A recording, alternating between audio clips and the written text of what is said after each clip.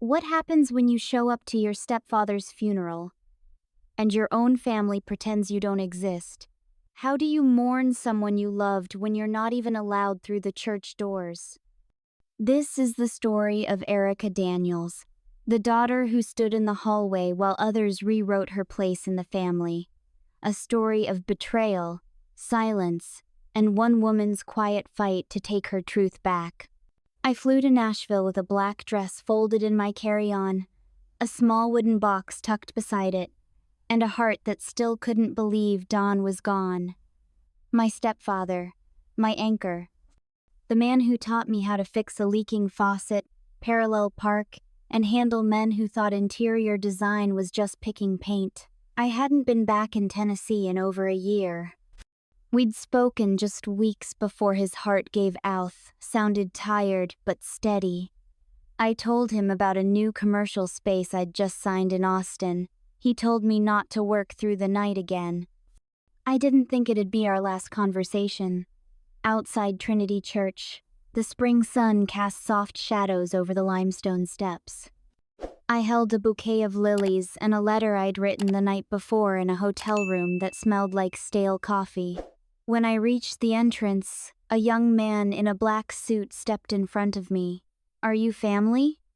he asked, glancing down at the clipboard in his hand. "Yes," I answered without hesitation. "Erica Daniels. Don was my stepfather." He hesitated. "I'm sorry, ma'am, but your name isn't on the list." I blinked, unsure I heard him correctly. "What do you mean?" "The family provided a list for the private portion of the service," he explained.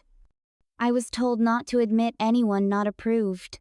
I looked past him, through the open church doors. My mother stood near the altar, her gray hair curled, lips moving in greeting. My sister Rachel, in a blush pink dress, leaned in to hug a distant cousin.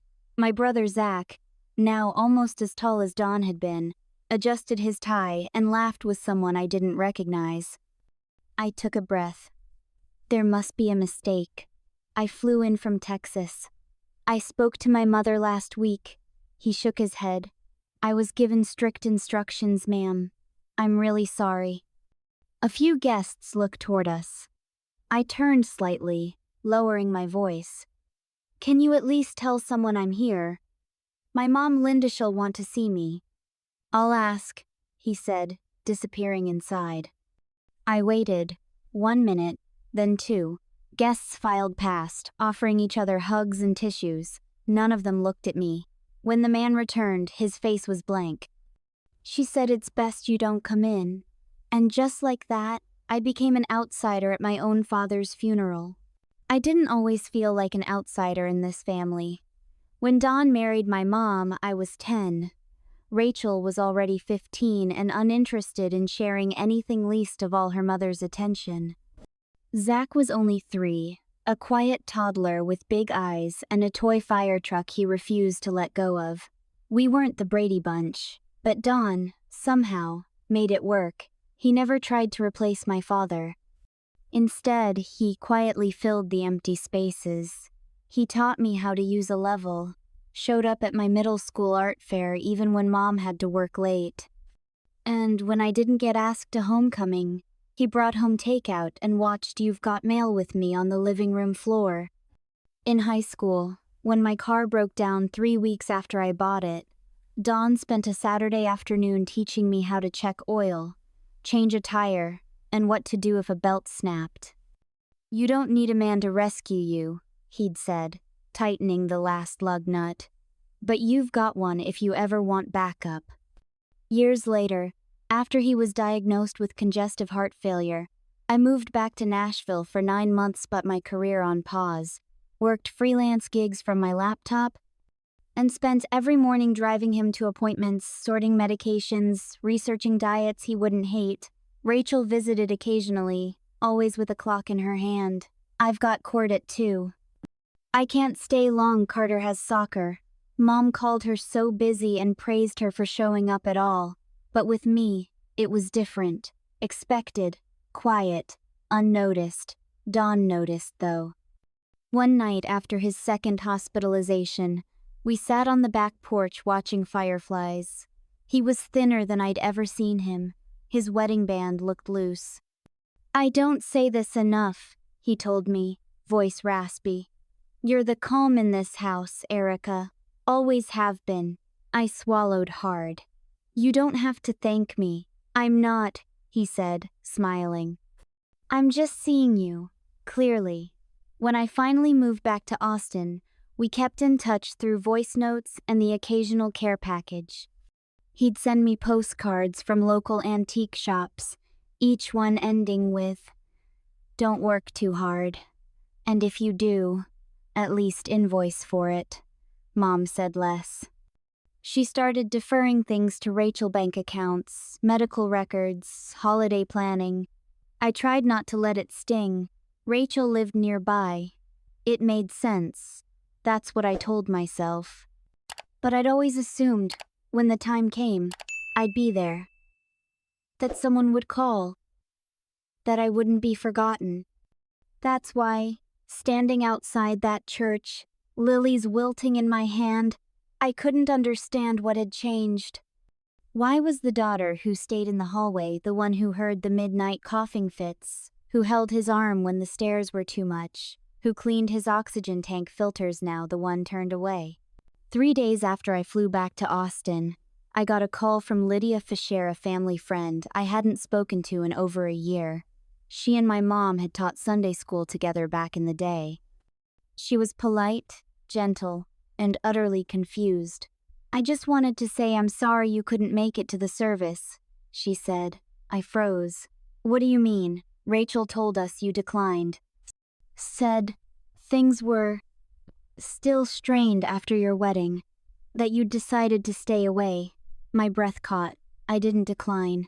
I wasn't invited. There was a difference, and it was massive. I hung up the phone with my heart pounding.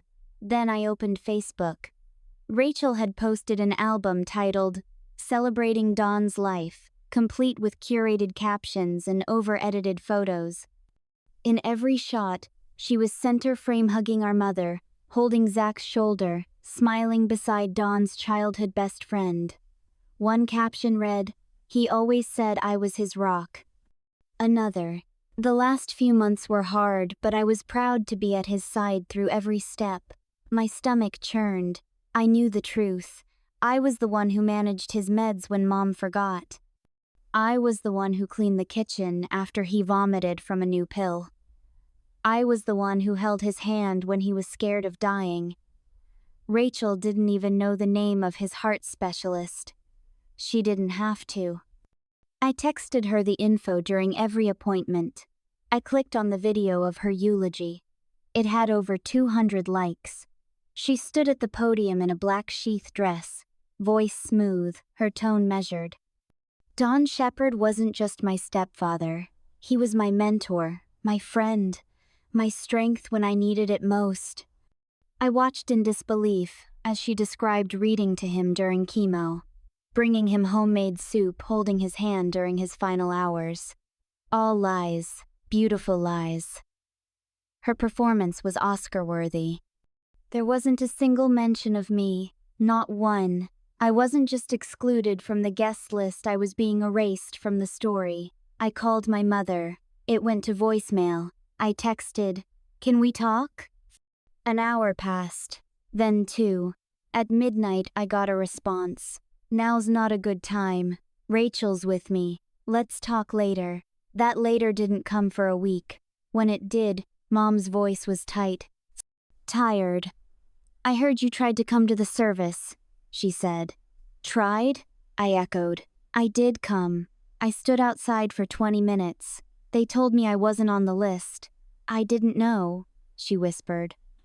Rachel handled the arrangements. "Did you know she told everyone I refused to come?" A pause.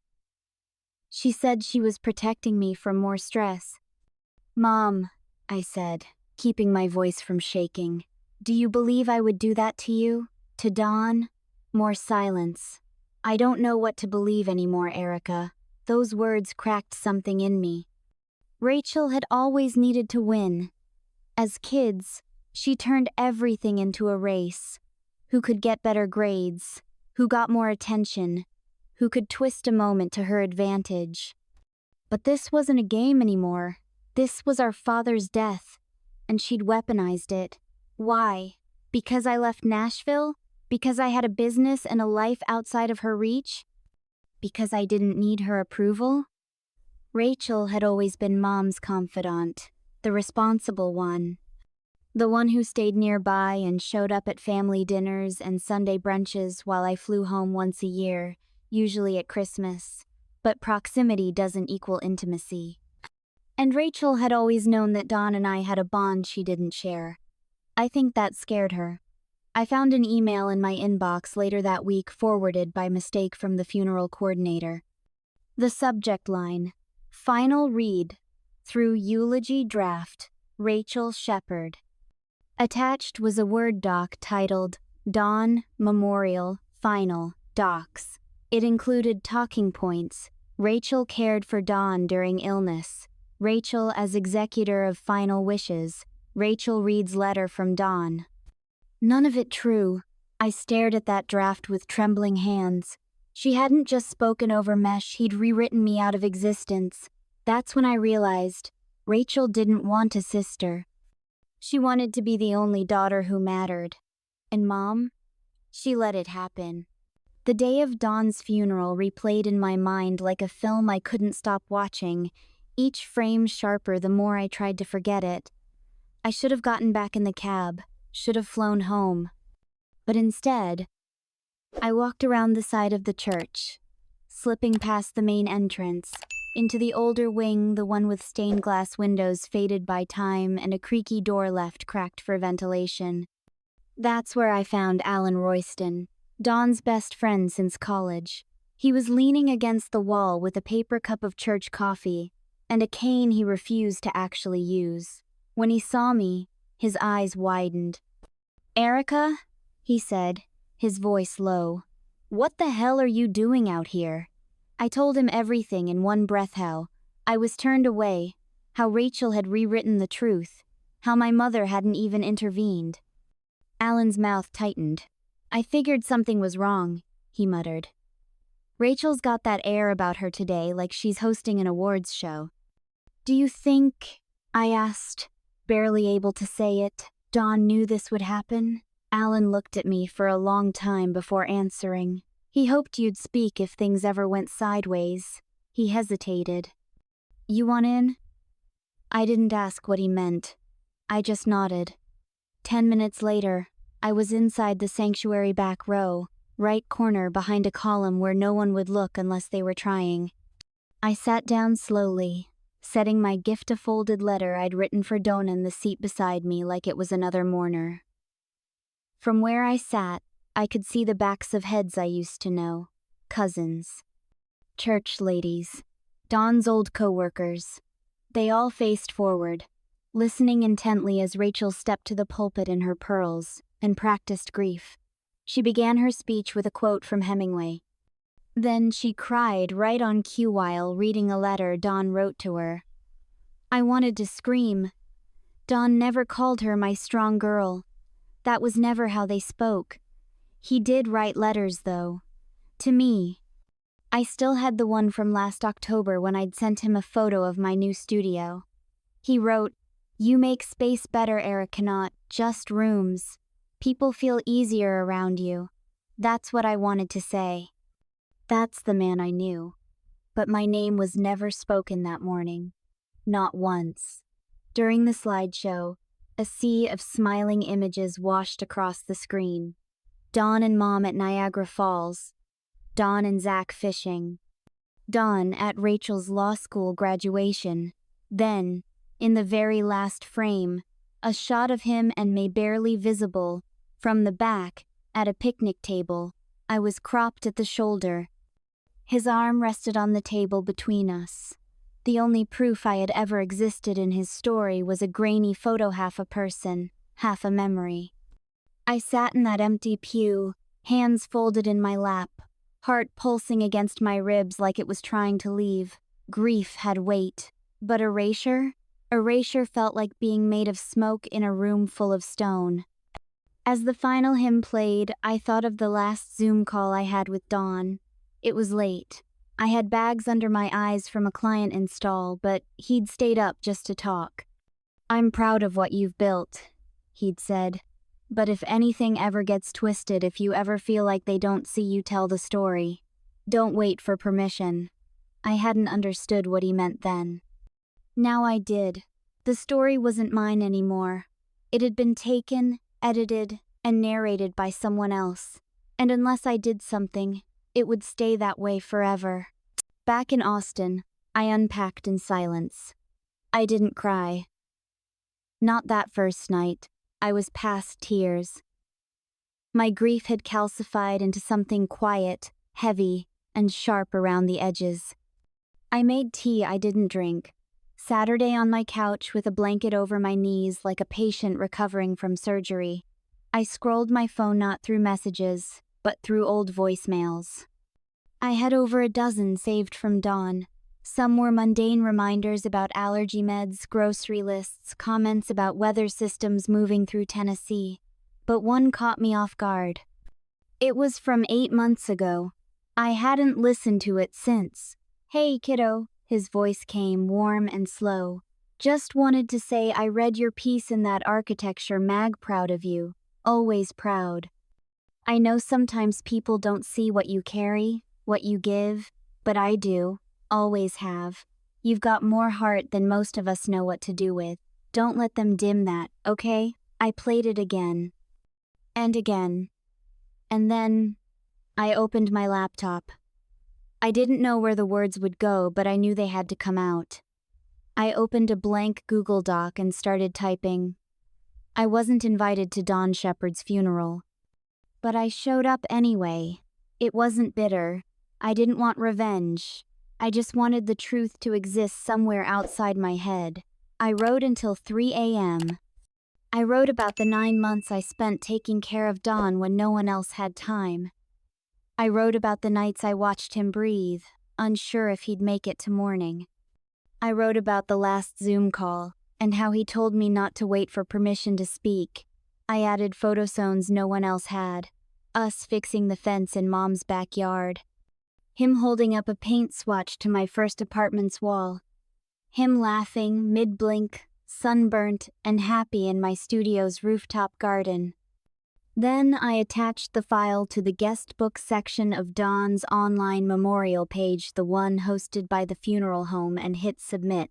I didn't expect anyone to notice, but they did.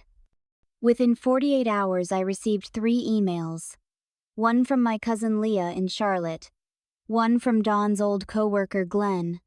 One from a woman I didn't even recognize, Judith, a former neighbor. Each message said the same thing.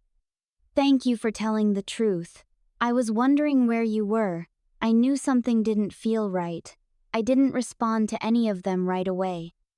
Instead, I printed my letter, folded it in thirds, slid it into an envelope with the handwriting I hadn't used since childhood. I mailed it to my mother. No return address, no explanation. Just a note on the back that said, "He asked me to tell the story. I'm finally doing it." And for the first time since the funeral, I slept through the night. The invitation arrived in an email with the subject line, "Celebrating the legacy of Dawn Shepard, UT School of Architecture." He had once donated to their summer mentorship program. They were hosting a small memorial reception open to students, faculty, and selected friends. Someone on the planning team must have read my letter on the funeral home site. They asked if I would be willing to speak. I hesitated. This wasn't the funeral. It wasn't family. It wasn't the place where I'd been denied a seat. But maybe that was the point. Maybe this was a space that hadn't already been rewritten. I said yes. The event was held in a sunlit gallery space with exposed wood beams and scale models lining the perimeter structures Dawn would have loved. They'd framed a photo of him in the lobby, one of the few where he wasn't posed. He was mid-laugh, eyes squinting, a pen tucked behind his ear. When I stepped to the podium, I didn't have notes. Just a folded printout of the photo we'd taken on the day I opened my first studio. Don standing beside me, paint on his jeans, arms crossed in mock pride. I held it up. "This was Don," I said. Not the man in a suit or the guy holding a plaque. This was him, quiet, present, impossible to impress, but generous when you finally did.